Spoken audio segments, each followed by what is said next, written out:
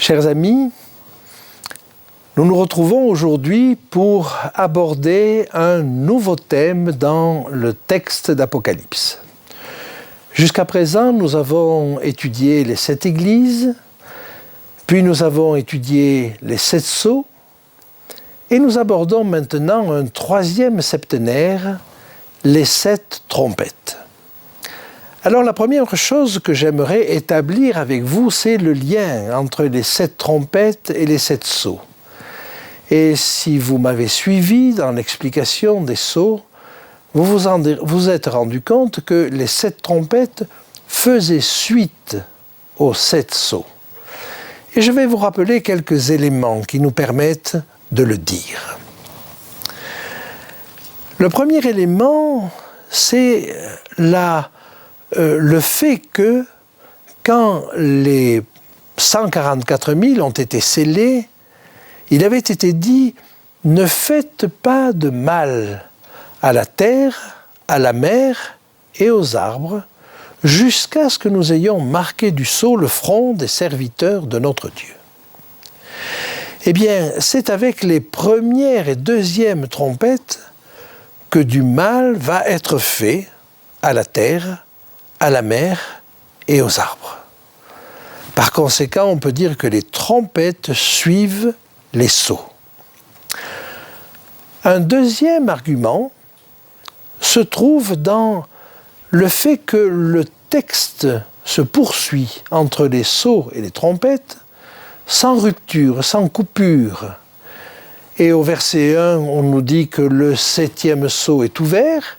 Il y a un silence d'environ une demi-heure, ce qui correspond sans doute au vécu de Jean, et une demi-heure de silence, c'est extrêmement long. Et puis, sans rupture, sans qu'on nous dise qu'on revient en arrière, dans le fil du récit, 7 trompettes sont données aux 7 anges. Ce qui nous laisse entendre que les 7 trompettes suivent les 7 sceaux. J'aimerais encore évoquer un 3e argument que nous avons trouvé chemin faisant. Vous vous rappelez qu'il y a un parallèle dans le scellage entre Apocalypse 7 et le chapitre 9 du livre du prophète Ézéchiel. Là encore, des personnes sont scellées. Mais dans Ézéchiel, la scène continue. Et à un moment donné, ce sont des charbons ardents qui sont jetés sur la ville. De la même manière, dans Apocalypse, la scène continue et ce sont des charbons ardents qui sont jetés sur la terre. Et le lien entre les deux choses, c'est certainement que ce peuple mis à part et scellé reçoit ce feu du ciel. Autrement dit, des langues de feu, autrement dit, l'Esprit de Dieu. J'aimerais peut-être trouver un 4e argument que je ne fais que citer parce que nous en reparlerons. Au chapitre 4 commence le jugement et il ne se termine qu'avec la 7e trompette. En d'autres termes, le jugement de la maison de Dieu occupe l'espace des sceaux et des trompettes. Et il y a là une unité qui ne saurait être sous-estimée. Maintenant, je vous propose que nous abordions le texte proprement dit et que nous lisions ensemble le début du chapitre 8 à partir du verset 2.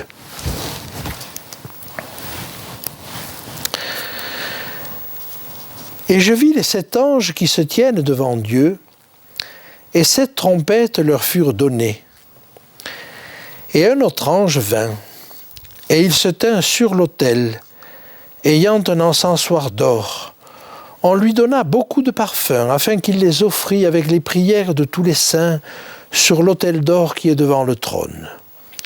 Et la fumée des parfums monta, avec les prières des saints, de la main de l'ange devant Dieu. Et l'ange prit l'encensoir, le remplit du feu de l'autel et le jeta sur la terre. Et il y eut des voix, des tonnerres, des éclairs et un tremblement de terre. Et les 7 anges qui avaient les 7 trompettes se préparèrent à en sonner. Voilà donc ce que nous dit ce texte. Et dans l'organisation du texte, on peut déjà comprendre que 7 trompettes sont données à cet ange. On pourrait s'attendre à ce qu'ils en sonnent tout de suite, mais il n'en est rien. Et même au verset 6, il se prépare à en sonner. Et ils n'en sonneront qu'à partir du verset 7. Vous voyez donc qu'il y a là, entre le verset 2 et le verset 7, une scène. Cette scène de l'ange qui offre des parfums, qui est incluse dans les trompettes. Nous sommes bien dans le cadre des trompettes, mais avant que ne sonnent les trompettes, alors on nous montre cette scène d'un ange qui offre des parfums. Eh bien, c'est le sens de cette scène que nous allons essayer de découvrir. Alors, relisons le verset 2.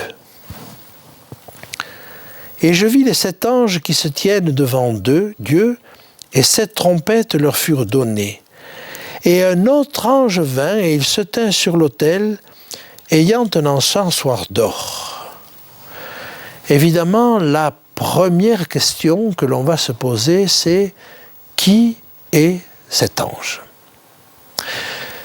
Car enfin, offrir des parfums n'est pas quelque chose de banal. Alors un premier texte de l'Ancien Testament va nous aider. Le livre du prophète Amos au chapitre 9. On avait déjà lu dans ce chapitre le crible qu'allait subir le peuple de Dieu. Mais je vous invite à lire le verset premier, le début du verset premier. Amos, chapitre 9, verset 1. « Et je vis le Seigneur qui se tenait sur l'autel. » Dans les 2 cas, et à ma connaissance, ce sont les 2 seuls cas dans toute la Bible, celui qui offre des parfums se tient sur l'autel. Pourquoi ? Il y a là quelque chose de curieux. Alors, raisonnons d'abord sur celui qui offre le parfum. En Israël, dans la tente de la rencontre, le seul qui était habilité à offrir des parfums était le grand prêtre. Aaron, le frère de Moïse au début, mais ensuite celui qui devait lui succéder. Il y avait 2 services des parfums. Il y avait un service journalier. Alors dans ce service journalier, le grand prêtre offrait des parfums matin et soir. Il arrangeait les lampes du chandelier. Mais il y avait un service particulier qui se pratiquait 1 fois par an. Et ce service-là consistait pour le grand prêtre à faire un autel annexe. Alors pour cela, il prenait une cassolette, un encensoir si vous voulez, sur lequel, avec des pincettes, il mettait des charbons ardents qu'il prenait de dessus l'autel des parfums. Et au lieu d'offrir directement des parfums sur l'autel des parfums, il allait offrir des parfums sur cet encensoir. Il jetait donc 2 poignées de parfums odoriférants. Cela dégageait un fort nuage de fumée, mais également d'odeur. Et c'est entouré de ce nuage d'odeur qu'il rentrait. Cette seule fois, 1 seule fois par an, le jour du Yom Kippour, le jour des expiations, le jour du grand pardon, il rentrait dans le lieu très saint. Personne d'autre n'y rentrait, et lui-même n'y rentrait qu'1 fois par an. Car là, dans le lieu très saint, une lueur se manifestait entre les chérubins au-dessus de l'arche et indiquait la présence de Dieu. Il rentrait donc en la présence même de Dieu. Vous voyez donc l'importance de ce service annuel. Eh bien, il s'agit de ce service-là. Et ce qui me fait dire cela, c'est 2 ou 3 détails dans le texte. Le premier détail, c'est l'utilisation d'un encensoir. On n'utilisait pas d'encensoir les autres jours, mais ce jour-là, on utilisait un encensoir. Le deuxième élément, c'est qu'il offrait des parfums avec les prières de tous les saints. Or, ce jour-là, pendant qu'il offrait des parfums, le peuple était rassemblé autour du temple, autour de la tente de la rencontre. Et il priait intensément, à la fois pour que ses péchés soient pardonnés, mais il priait également pour que le souverain sacrificateur, le grand prêtre, qui allait entrer en présence de Dieu, ne soit pas terrassé par Dieu, mais qu'il puisse représenter dignement son peuple, car il les représentait tous à travers ce grand prêtre. C'était tout le peuple d'Israël qui se présentait devant Dieu. Vous comprenez à partir de là que le seul personnage qui puisse réaliser ce service, c'était le grand prêtre. Mais qui est notre grand prêtre ?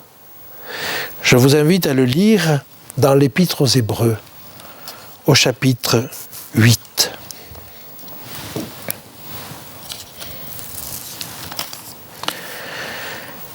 Et l'auteur de l'Épître aux Hébreux nous dit ceci.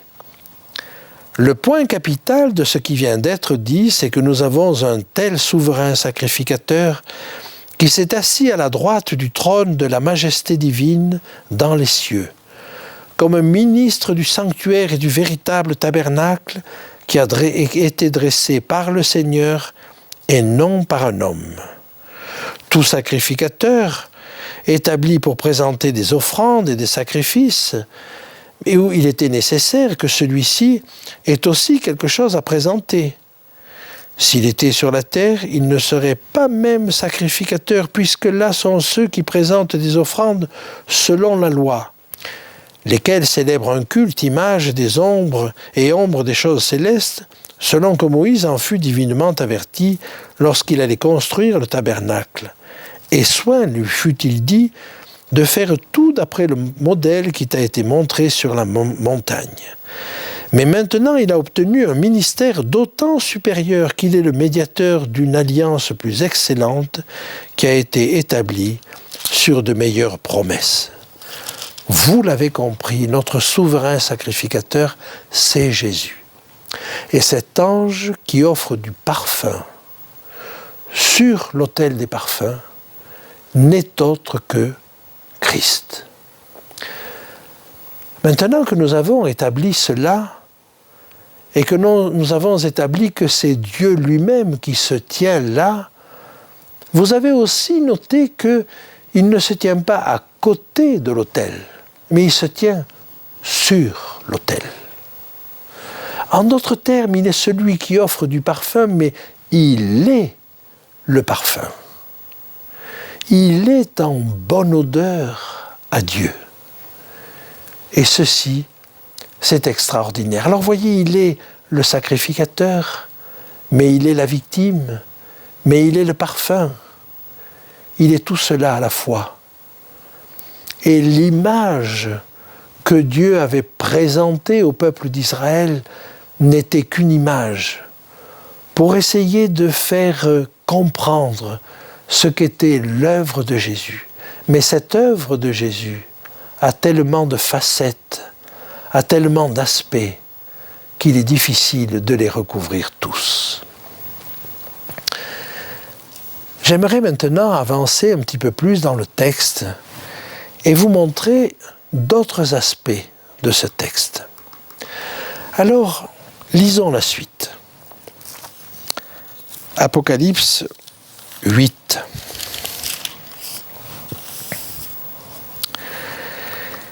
Et la fumée des parfums monta avec les prières des saints de la main de l'ange devant Dieu. Et l'ange prit l'encensoir, le remplit du feu de l'autel et le jeta sur la terre, et il y eut des voix, des tonnerres, des éclairs et un tremblement de terre. Ce service, c'est le service, vous l'avez compris, le service annuel. Et si Jésus, dans l'introduction à cette église au chapitre 1, est celui qui s'occupe des chandeliers, il est déjà le grand prêtre. Mais il est le grand prêtre dans le service journalier. Dans l'introduction aux 7 sceaux, Jésus est aussi présent, mais il est l'agneau immolé. Il est la victime. Dans la 3e introduction, celle aux trompettes, il est de nouveau le grand prêtre, mais là dans le service annuel. C'est dire que tous les aspects du sanctuaire nous sont présentés. Et en conséquence,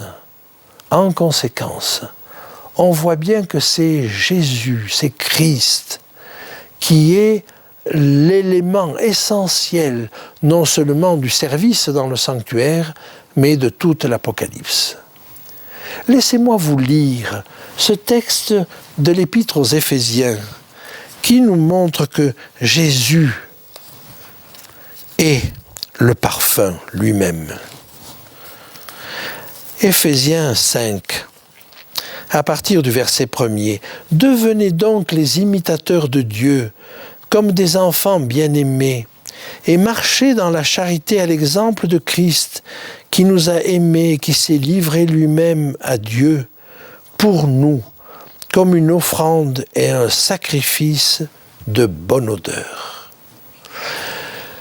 Voilà notre souverain sacrificateur, voilà l'ange qui officie. Maintenant, j'aimerais attirer votre attention sur un dernier aspect. Jésus est notre souverain sacrificateur. Certes, il officie là dans le cadre du service annuel, du service du jour du grand pardon.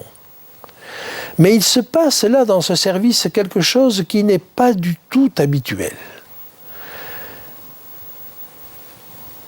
Le grand prêtre va prendre des charbons qui sont de dessus l'autel et il va mettre cela sur un encensoir, mais au lieu d'aller directement dans le lieu très saint, et peut-être y est-il déjà allé, il va prendre cet encensoir et il va jeter ce feu sur la terre. Comment comprendre cela? Alors nous l'avons vu, cela s'apparente à la pluie de l'esprit. Mais pour cela, j'aimerais vous montrer un texte qui se trouve dans le livre du prophète Ésaïe. Lisons ceci. Ésaïe au chapitre 6. L'année de la mort du roi Osias, je vis le Seigneur assis sur un trône très élevé. Et les pans de sa robe remplissaient le temple. Des séraphins se tenaient au-dessus de lui. Ils avaient chacun 6 ailes, 2 dont ils se couvraient la face, 2 dont ils se couvraient les pieds, et 2 dont ils se servaient pour voler. Ils criaient l'un à l'autre et disaient « Saint, Saint, Saint est l'Éternel des armées. Toute la terre est pleine de sa gloire. » Les portes furent ébranlées dans leurs fondements par la voix qui retentissait, et la maison se remplit de fumée. Alors je dis, malheur à moi, je suis perdu, car je suis un homme dont les lèvres sont impures. J'habite au milieu d'un peuple dont les lèvres sont impures, et mes yeux ont vu le roi, l'Éternel des armées. Mais l'un des séraphins vola vers moi, tenant à la main une pierre ardente qu'il avait prise sur l'autel avec des pincettes, et il en toucha ma bouche et dit, « Ceci a touché tes lèvres. Ton iniquité est enlevée et ton péché est expié. » Tel est le service qui nous est proposé ici. Alors que Ésaïe, le prophète Ésaïe reconnaît son indignité, son incapacité à servir Dieu. Dieu va le sanctifier. Et il va prendre des charbons ardents de dessus l'autel. Et il va les jeter, mais non pas les jeter pour le détruire. Il va les prendre et les mettre sur les lèvres d'Ésaïe. Il va oindre ses lèvres de feu. Il va le mettre à part. Et c'est cela qui se passe. Mais vous comprenez vis-à-vis de qui? Si ça a été vrai pour Ésaïe, ces charbons ardents jetés sur la terre ne sont-ils pas destinés aux 144 000 ou à la grande foule? En réalité, ils reçoivent l'Esprit. Mais la suite du texte d'Ésaïe nous dit pourquoi. J'entendis la voix du Seigneur disant « Qui enverrai-je et qui marchera pour nous ?» Je répondis « Me voici, envoie-moi. » Si les 144 000 reçoivent ce feu de l'autel des parfums, c'est qu'ils reçoivent une mission. Comme Ésaïe, ils reçoivent cette mission et ils disent « Seigneur, envoie-moi ». Alors, la réflexion est simple. Voulons-nous être de ces personnes qui disent, parce qu'ils ont reçu le feu du Seigneur, « Me voici, envoie-moi ». Je suis indigne, je ne le mérite pas, je n'en suis pas capable, mais parce que tu m'as oint, je te dis Seigneur, envoie-moi.